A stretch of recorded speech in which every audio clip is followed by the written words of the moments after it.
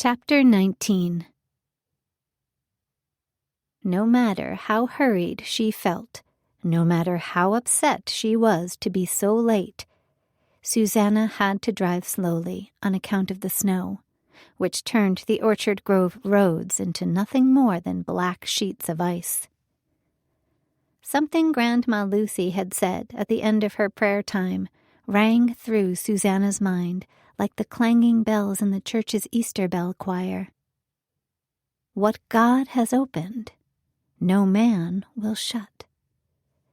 It sounded so biblical, so true. How could God's plans ever be thwarted?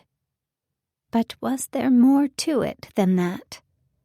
Of course, God had a plan for every believer's life, but what about those who lived in open rebellion to him? What about those like Jonah who completely disobeyed? If Jonah hadn't repented and returned to Nineveh, would God have destroyed the city right then? Or would he have raised up another more willing prophet to spread his message? God is omnipotent, all-powerful. Is it possible for his plans not to succeed? Not one of all the Lord's good promises failed. Each and every one came to pass. Susanna's thoughts swirled as chaotically as the snowflakes falling from the sky, dancing and descending with no discernible purpose or sense of order. Each and every one came to pass. Of course, there were promises in the Bible, promises that Susanna knew to be true. Jesus would one day return. He would establish his kingdom on earth, a kingdom without pain or mourning or sin, a kingdom where every man, woman, and child would worship the true King in all his splendor. And there were promises for her own life, too. Promises that God would wipe away all her tears.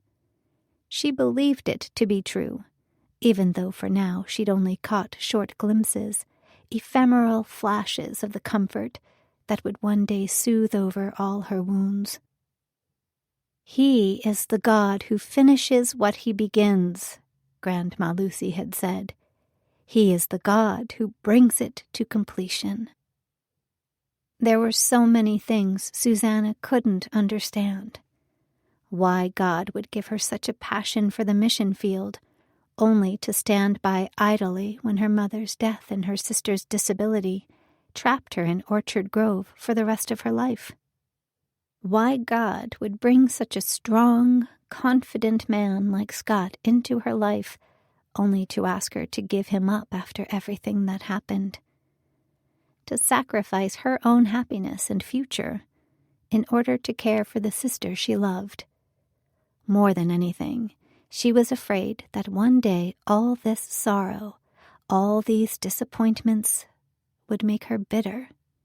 She had worked with caregivers like that at the assisted living home, people who 20 or 30 years ago might have been compassionate and gentle, but who got tired and burnt out and jaded by the difficulties of their jobs, who resented the patients entrusted into their care.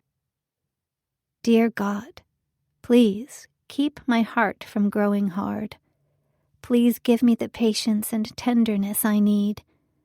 Please help me to love Kitty as well as Mom did. I can't do any of this without you, Lord. The snow continued to fall as Susanna pulled her car into the driveway. She didn't know how to protect her own heart in the face of the sorrows and disappointments.